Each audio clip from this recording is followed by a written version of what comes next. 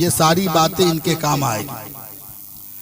علامہ سخاوی رحمۃ اللہ علیہ نے فرمایا ہے کہ جب مدینہ منورہ کے درختوں اور مکانات پر نظر پڑنے لگے تو انسان کو چاہیے کہ درود و سلام کی کثرت کرے، اور جو قریب ہوتا جائے درود و سلام کی کثرت کرتا جائے، اپنے دل کو ہیبت و تعظیم سے بھر لے اور یہ سوچے، یہ سمجھے کہ حضور بچشم خود ہمیں ملاحظہ فرما رہے ہیں، اور جو کچھ میں بول رہا ہوں حضور اس کو سماعت بھی فرما رہے ہیں۔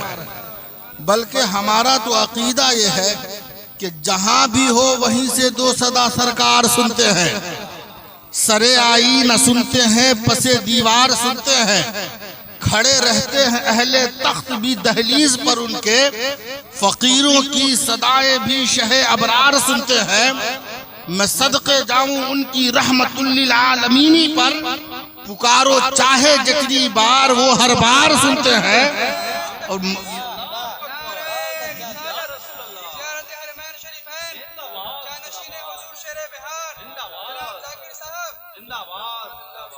جہاں بھی ہو وہیں سے دو صدا سرکار سنتے ہیں، سرے آئینہ سنتے ہیں، پسے دیوار سنتے ہیں، کھڑے رہتے ہیں اہل تخت بھی دہلیز پر ان کے، فقیروں کی صدائیں بھی شہ ابرار سنتے ہیں۔ میں صدقے جاؤں ان کی رحمت للعالمینی پر، پکارو چاہے جتنی بار وہ ہر بار سنتے ہیں۔ اور آخری شعر تو اور کمال کا ہے کہ مظفر جب کسی محفل میں ان کی نعت پڑھتا ہے، ابھی آپ نے نعت سنا نہ پڑھ رہے تھے، مظفر جب کسی محفل میں ان کی نعت پڑھتا ہے، میرا ایمان ہے وہ بھی میرے اشعار سنتے ہیں۔ اس کے بعد روضہ مبارک پر جب حاضری ہو تو با ادب طریقے سے حضور کی بارگاہ میں درود و سلام کا نذرانہ پیش کرنا چاہیے۔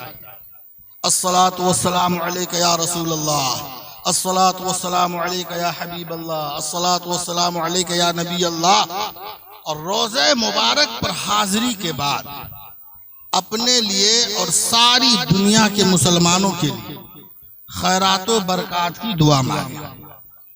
اور جب دعا مانگنے لگیں گے نا آپ، تو یہ تو تجربہ ہے الحمدللہ، فقیر بھی اللہ کے کرم سے ایک بار گیا ہے، تو دعا مانگنے لگیں گے تو کچھ ناہنجار قسم کے لوگ جنہیں وہاں متوع کہا جاتا ہے، وہ جب دیکھیں گے کہ آپ روضہ رسول کی طرف منہ کر کے دعا مانگ رہے ہیں نا، تو وہ آپ کے رخ کو کعبۃ اللہ کی طرف پھیریں گے، کہیں گے کہ کعبہ کی طرف منہ کر کے دعا مانگو۔ ان کو معلوم نہیں ہے کہ نماز کا قبلہ کعبہ ہے، السماء قبلۃ الدعاء، دعا کا قبلہ آسمان ہے، رخ چاہے جدھر ہو ہتھیلی آسمان کی طرف ہونی چاہیے۔ مگر اب ان سے لڑنا نہیں ہے، جھگڑنا نہیں ہے۔ موقع ملے تو ملا علی قاری اپنی کتاب المسلک المتقصد میں فرماتے ہیں، من السنت ان تأتی قبر رسول اللہ صلی اللہ علیہ وسلم فتستقبل القبر ولا تستقبل القبلہ ثم تقول السلام علیک ایھا النبی ورحمۃ اللہ وبرکاتہ۔ فرماتے ہیں کہ سنو، جب روضہ رسول پر حاضر ہونا تو قبلہ کی طرف نہیں بلکہ روضہ رسول کی طرف منہ کر کے دعا مانگنا۔ اور امام دار الہجرہ امام مالک فرماتے ہیں، اذا سلم علی النبی صلی اللہ علیہ وسلم فلیستقبل القبر ولا یستقبل القبلۃ، کہ اگر کوئی دعا مانگے تو روضہ رسول کی طرف منہ کر کے دعا مانگے، بلکہ فرماتے ہیں بل یقوم عند القبر ویدعو مستقبلا ایاہ فَإِنَّهُ مَوْضِعٌ لِلْإِجَابَةِ۔ امام مالک فرماتے ہیں جاؤ حضور کی بارگاہ میں تو سلامی پیش کرنے کے بعد وہیں پر کھڑے رہ کر تھوڑی دیر کے لیے دعا مانگ لو، کیونکہ وہ جگہ بابرکت ہے، اس جگہ پہ دو بھی دعا کی جائے گی، اللہ جگہ کی برکت سے دعا کو قبول فرما لے گا۔ البتہ علماء نے یہ بھی کہا ہے کہ من جاء الى قبر النبی صلی اللہ علیہ وسلم فلیسلم ولیدعو ولا یقف عنده طویلا، کہ اگر آپ گئے ہیں تو سلام کیجئے، دعا کیجئے، بہت دیر تک وہاں پہ کھڑے نہیں رہیے، اس لیے کہ ادب گاہست زیر آسمان عرش نازک تر، نفس گم کر دمی آیت جنید و بایزیدی جا۔ اتنی عظیم ترین بارگاہ ہے کہ جنید بغدادی، بایزید بسطامی جیسی شخصیت وہاں آتی ہے تو وہاں سانسوں کو روک کر آتی ہے کہ اس بارگاہ میں سانسوں کا شور بھی بے ادبی ہے۔ تو جائیے، مگر ان آداب کا خیال رکھتے ہوئے آپ چلے گئے، حاضری ہو گئی تو اب مبارک ہو، آپ اس خوشخبری کے مصداق ہو گئے کہ اعلیٰ حضرت نے فرمایا من زار تربتی وجبت لہو شفاعتی، ان پر درود جن سے نویرن بشر کی ہے اور کعبے کا نام تک نہ لیا طیبہ ہی کہا، پوچھا تھا ہم سے جس نے کہ نہضت کدھر کی ہے، اور اس کے طفیل حج بھی خدا نے کرا دیے، اصل مراد حاضری اس پاک در کی ہے، اور کعبہ بھی ہے انہی کی تجلی کا ایک ذل، روشن انہی کے عکس سے پتلی حجر کی ہے، ہوتے کہاں خلیلوں پہ نہ کعبوں میں نہ، لولاک والے صاحبی سب تیرے در کی ہے، مولا علی نے واری تیری نیند پر نماز، وہ بھی اثر جو سب سے اعلیٰ خطر کی ہے، صدیق بل کے غار میں جا ان پہ دے چکے،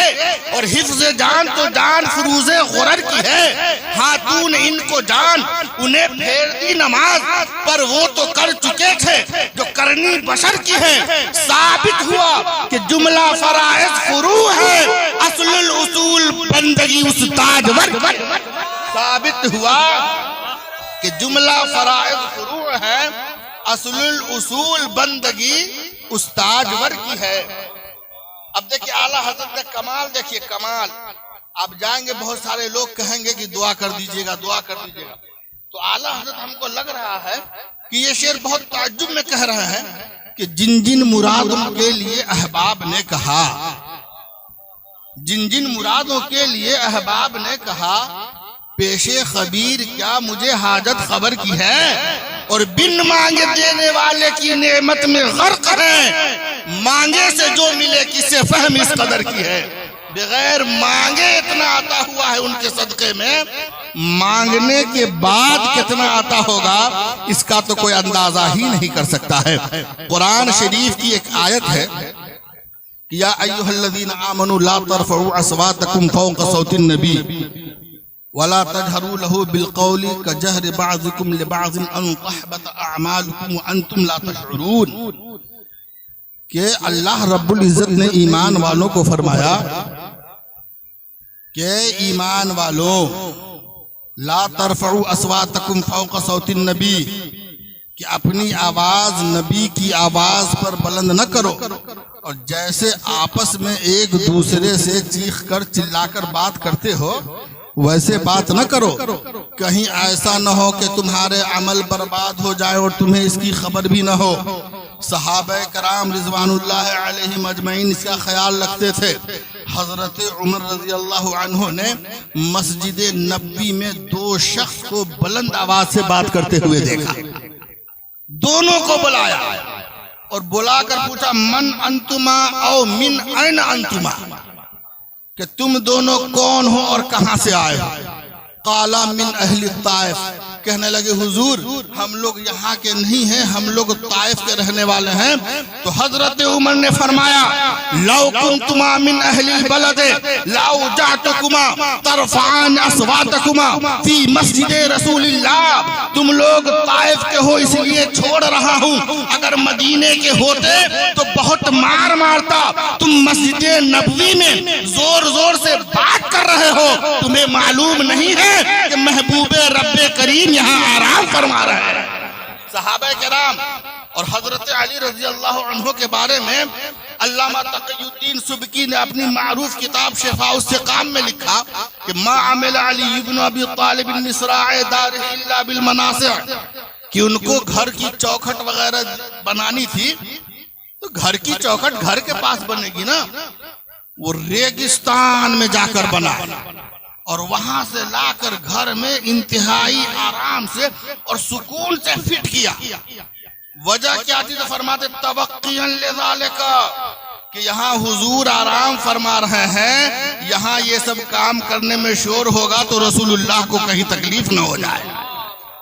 اور سیدہ عائشہ صدیقہ رضی اللہ عنہا کے بارے میں مروی ہے کہ انہا کانت تسمع صوت وطد یوتد والمسمار یضرب فی بعض الدور المطیفت لمسجد رسول اللہ صلی اللہ علیہ وسلم ترسلو الیہم لا تؤذوا رسول اللہ صلی اللہ علیہ وسلم، کہ جب سیدہ عائشہ صدیقہ رضی اللہ عنہا مسجد نبوی کے ارد گرد کسی طرح کا شور و شغب سنتی تھی نا، فَتُرْسِلُ إِلَيْهِمْ، آدمی بھیجوا دیتی تھی اور کہتی تھی کہ شور نہیں کرو، شور کر کے لا تؤذوا رسول اللہ صلی اللہ علیہ وسلم، رسول اللہ صلی اللہ علیہ وسلم کو تکلیف نہ دو، اس لیے کہ اس آیت کی بنیاد پر علماء نے یہ حکم صادر کیا ہے کہ جس طرح ادب، تعظیم، توقیر، عزت، احترام حضور کی حیات ظاہری میں ضروری تھا، اسی طرح حیات ظاہری کے بعد بھی ضروری ہے۔ اس لیے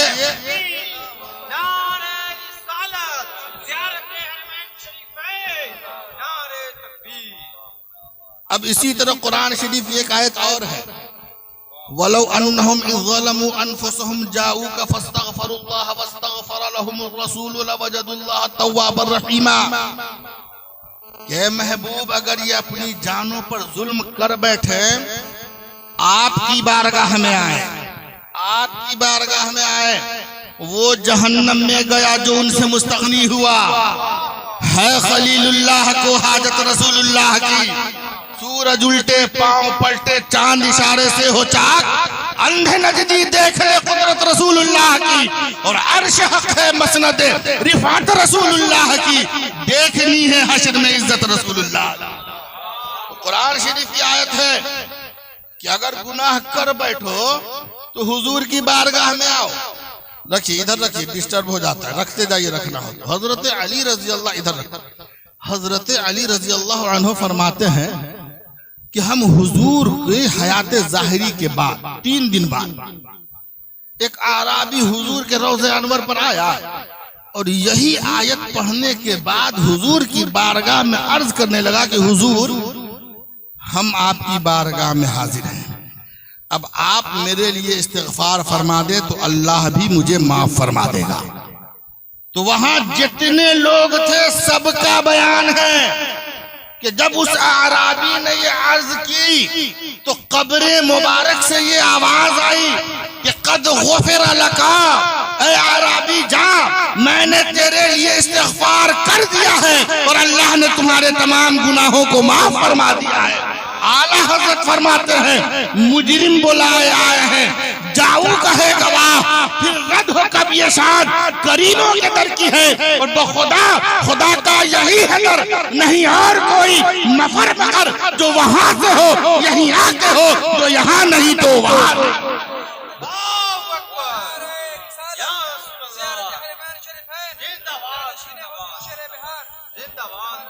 اب حج اور عمرہ کرنے کی بھی 1-2 فضیلت سنیے، اور آخر میں کچھ بطور، حالانکہ ہمارے والد کے مثل ہیں، والد ہیں، نصیحت کیا کچھ عرض کروں گا کہ وہاں رہنا کیسے، مگر 2-3 حدیث اور سنیے۔ پہلے جو حج کرنے جاتے ہیں، عمرہ کرنے جاتے ہیں، ان کو فضیلت کیا ملتی ہے؟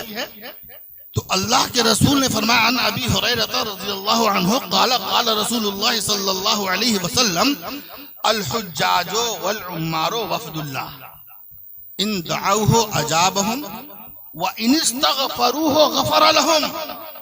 آپ عمرہ کرنے جا رہے ہیں، بہت سارے لوگ کہیں گے کہ دعا کر دیجئے گا، بہت سارے لوگ اپنی عرضیاں پیش کریں گے کہ پیش کر دیجئے گا، تو آپ کو کر دینا ہے، اس لیے کہ اللہ کے رسول نے فرمایا کہ جو حج کرنے جاتے ہیں، جو عمرہ کرنے جاتے ہیں، وہ اللہ کے مہمان ہوتے ہیں، اگر وہ اللہ سے دعا کرے یا جو بھی دعا اللہ سے کرے، اللہ اس کی دعا کو قبول بھی فرماتا ہے، اور اگر کسی کے لیے مغفرت کی دعا کر دے تو اللہ اس شخص کو معافی کا پروانہ بھی عطا فرما دیتا ہے۔ اور جائیں گے تو نماز وغیرہ بھی تو پڑھیں گے۔ تو صلاۃ الرجل فی بیتہ بصلاۃ، کہ انسان اپنے گھر میں نماز پڑھے تو 1 نماز کے برابر، یعنی 1 نماز پڑھے تو 1، اور اگر آپ وہی نماز مسجد میں جا کر جماعت کے ساتھ پڑھتے ہیں تو دو طرح کی حدیث ہے، ایک میں ہے 25، ایک میں ہے 27. درسگاہ میں بیٹھا نہیں ہوں، قیل و قال نہیں، عوام کے اعتبار سے یا تو 25 گنا یا 27 گنا ملے گا. پھر فرماتے صلاۃ الرجل فی بیتہ بصلاۃ وصلاته فی المسجد الاقصی ب50,000 صلاۃ وصلاته فی مسجد هذا ب50,000 صلاۃ وصلاۃ الرجل فی المسجد الحرام ب100,000 صلاۃ. کہ اگر کوئی شخص اپنے گھر میں نماز پڑھے تو ایک نماز کے برابر ثواب ملے گا، اور اگر وہی نماز وہ شخص مسجد اقصی جو مسلمانوں کا قبلہ اول ہے اگر وہاں جا کر پڑھے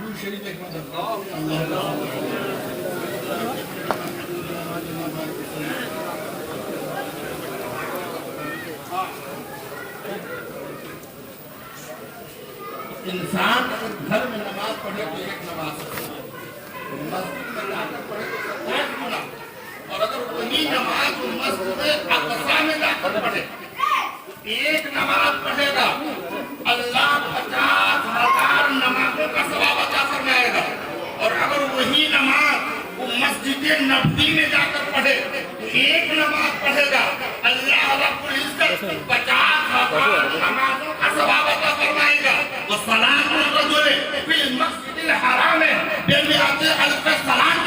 مسجد اقصی میں ایک نماز پڑھو 50,000 نمازوں کا ثواب، مسجد نبوی میں 1,000 نماز پڑھو 50,000 نمازوں کا ثواب، اور اگر وہی نماز مسجد حرام میں پڑھی جائے تو نماز ایک پڑھتا ہے تو اللہ رب العزت اس ایک نماز پڑھنے والے کو 1,00,000 نمازوں کا ثواب عطا فرما دیتا ہے.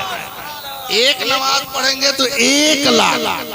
اب کچھ نصیحت کی بات دیکھیے، ایک بات تو آپ لوگ جانتے ہیں، جان لیجئے، جانتے ہوں گے کہ مدینہ کی تکلیفیں دراصل نعمت ہے، وہاں کی سختیاں دراصل راحت ہے، اور وہاں کی سختیوں پر صبر کرنے والوں کے لیے جنت کی ضمانت ہے.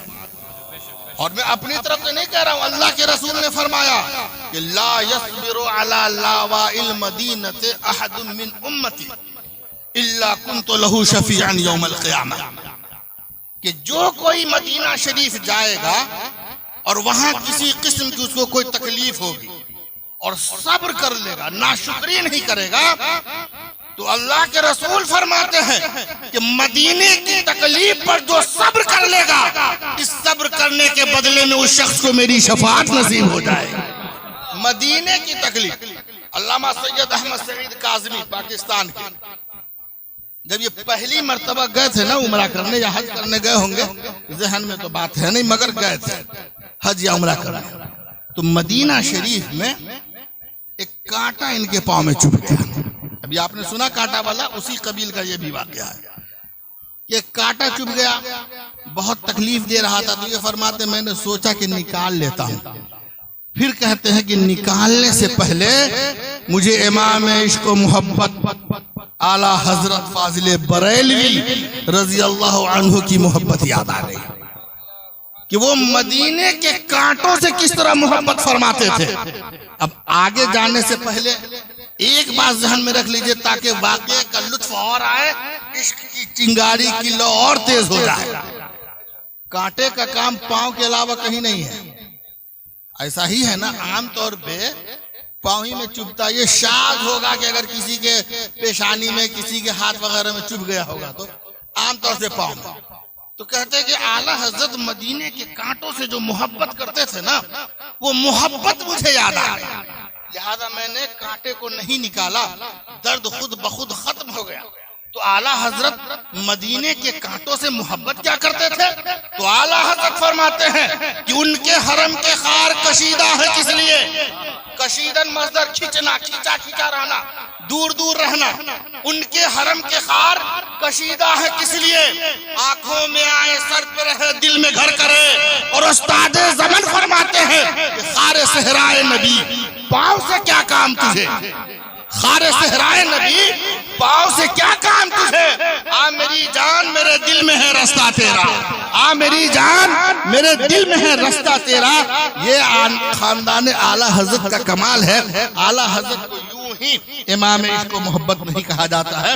اور ساتھ ہی ساتھ یہ بھی سن لیجئے کہ حضرت علی رضی اللہ عنہ سے یہ روایت ہے کہ المدینہ حرم ما بین عیر الی ثور فمن احدث فيها حدثا او آوى محدثا فعليه لعنة الله والملائكة والناس اجمعین لا يقبل الله منه يوم القیامت صرفا ولا عدلا۔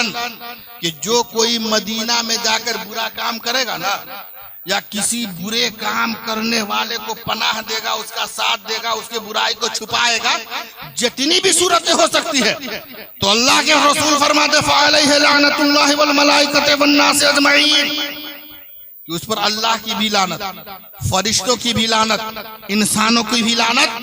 اور آگے فرمایا لا يقبل اللہ منہ یوم القیامت صرفا ولا عدلا، جو مدینہ میں جا کر غلط کام کرے گا، قیامت کا دن آئے گا تو اللہ ایسے شخص کے نہ فرض کو قبول فرمائے گا نہ نفل کو قبول فرمائے گا، کہ نہ فرض قبول ہے نہ نفل قبول ہے۔ اور ایک حدیث اور یاد آ گئی چھوٹی سی کہ من اراد اہل المدینہ بسوء عذابہ اللہ کما یذوب الملح فی الماء۔ مدینہ جانا کمال ہے، لیکن احتیاط سے رہ کر آ جانا اس سے بڑا کمال ہے۔ فرماتے من اراد اہل المدینہ بسوء، تکلیف دے گا نہیں، من ارادہ ارادہ کرے گا تو فرماتے عذابہ اللہ کما یذوب الملح فی الماء، اللہ اسے اس طرح ہلاک فرما دے گا جس طرح نمک پانی میں گھل کر فوراً ختم ہو جاتا ہے۔ اسی لیے شاعر نے کہا سنبھل کر پاؤں رکھنا حاجیو شہر مدینہ میں، کہیں ایسا نہ ہو سارا عمل بیکار ہو جائے، اور فنا اتنا تو ہو جاؤں میں تیری ذات عالی میں، جو مجھ کو دیکھ لے اس کو تیرا دیدار ہو جائے۔ اور حبیب اس حال سے ابتر بھی حال زار ہو جائے، جو ہونا ہے سو ہو جائے مگر دیدار ہو جائے، جو ہونا ہے تو ہو جائے مگر دیدار ہو جائے۔ اب چونکہ ٹائم بہت کم ہے میں سمیٹ رہا ہوں۔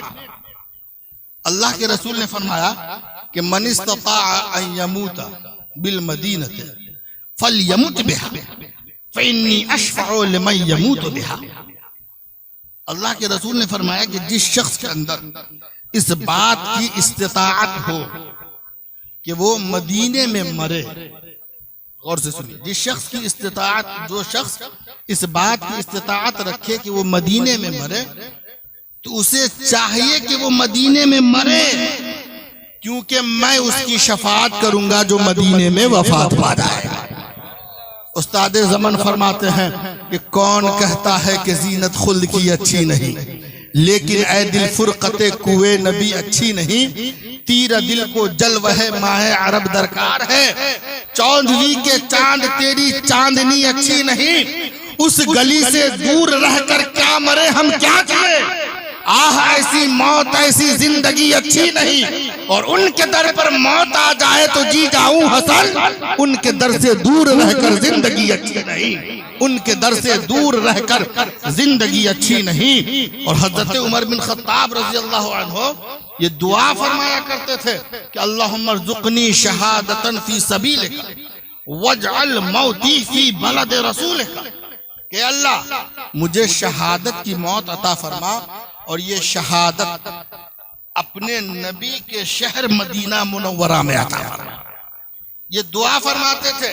اور مفتی احمد یار خان نعیمی نے لکھا ہے کہ جس شخص کی نیت مدینے میں مرنے کی ہونا تو اسے چاہیے کہ وہ بھرپور کوشش کرے کہ وہ وہیں مرے، بالخصوص بڑھاپے میں مدینے شریف سے باہر نہ جائے، تاکہ مدینے ہی میں مرنا بھی نصیب ہو اور وہیں دفن ہونا بھی نصیب ہو جائے۔ نہ ہو آرام جس بیمار کو سارے زمانے سے، اٹھا لے جائے تھوڑی خاک ان کے آستانے سے، اور شب اسرا کے دولہا پر نچھاور ہونے والی تھی۔ علماء بھرپور لطف لے لیں گے اس شعر کا۔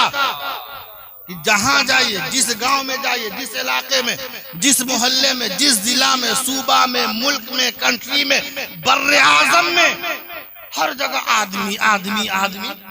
اتنے آدمی کے بنانے کی ضرورت کیا تھی؟ آپ کیا جواب دیں گے؟ میں سننا کہاں چاہ رہا ہوں. استاد زمن نے کیا حکمت بیان فرمائی ہے وہ سنیے. فرماتے ہیں نہ ہو آرام جس بیمار کو سارے زمانے سے، اٹھا لے جائے تھوڑی خاک ان کے آستانے سے. شب اسرا کے دولہا پر نچھاور ہونے والی تھی، نہیں تو کیا غرض تھی اتنی جانوں کے بنانے سے. اور زمین تھوڑی سی دے دے، زمین تھوڑی سی دے دے، بحر مدفن اپنے کوچے میں لگا دے میرے پیارے میری مٹی بھی ٹھکانے سے. لگا دے میرے پیارے میری مٹی بھی ٹھکانے سے. کیونکہ وقت کی قلت ہے، باتیں تو اتنی ہے. عاشق مدینہ اگر مدینے پر گھنٹہ بھر 2 گھنٹہ تقریر نہ کرے تو کیا عاشق ہے؟ اہل علم عاشق، یہ نہیں کہ جن کے پاس نہ ہو. تو ایک آخری بات میں، اب واقعی آخری بات، ایک شخص کا جو ہے بیان ہے، ایک شخص کا بیان.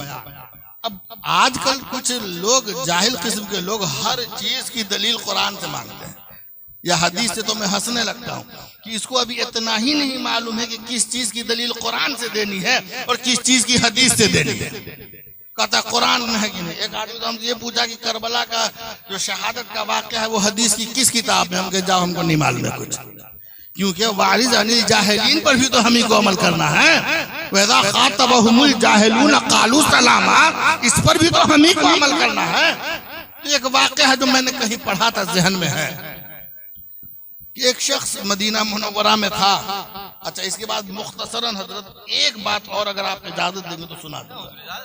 ہاں نہیں، چونکہ زیادہ دیر لوگ تقریر نہیں. ایک شخص کا بیان ہے کہ میں مدینہ منورہ میں تھا تو مجھے بہت تیز بھوک لگی، تو میں روضہ رسول پر حاضر ہوا. عرض کیا یا رسول اللہ الجوع، کہ اللہ کے رسول مجھے بھوک لگی ہوئی ہے. اور اتنا عرض کرنے کے بعد روضہ رسول پر بیٹھ گیا. ایک سید صاحب تشریف لائے اور کہنے لگے، یہ بہت بڑی نصیحت ہے وہاں جانے والوں کے لیے، اس لیے میں سنا رہا ہوں. کہہ کر بیٹھ گیا. ایک سید صاحب تشریف لائے اور کہنے لگے کہ چلیے میرے گھر چلیے. کہا کیوں؟ بولا چلیے نا. اپنے گھر لے گئے اور ان کو خوب لذیذ لذیذ قسم کا پکوان کھلائے. اٹھنے لگے تو کہا تھوڑا اور کھائیے. تھوڑا اور کھا لیا. جب آنے لگے تو نصیحت کرتے ہوئے کہا کہ سنیے، آپ لوگ اتنی دور دراز سے آتے ہیں، اتنا خرچ کرتے ہیں، کاروبار بند کر کے آتے ہیں، گھر والوں کو چھوڑ کر آتے ہیں، اور یہاں آنے کے بعد آپ کا منتہا مقصود یہی رہ جاتا ہے کہ آپ روٹی کے ٹکڑے کا سوال کرتے ہیں. مانگنا تھا تو جنت مانگ لیتے، مانگنا تھا تو رب کی رحمت مانگ لیتے، مانگنا تھا تو گناہوں کی مغفرت مانگ لیتے، مانگنا تھا تو حضور کی شفاعت مانگ لیتے.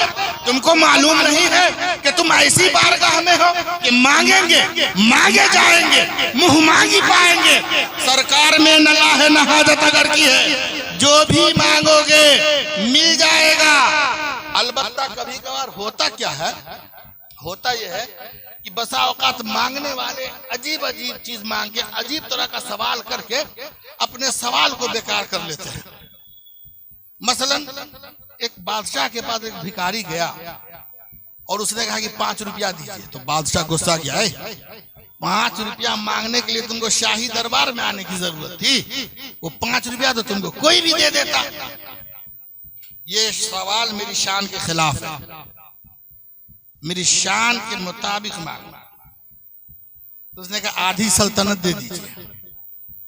کہ بیوقوف تھوڑی سی دولت تھی، بچا نہیں پایا، مانگ مانگ کے کھا رہا ہے.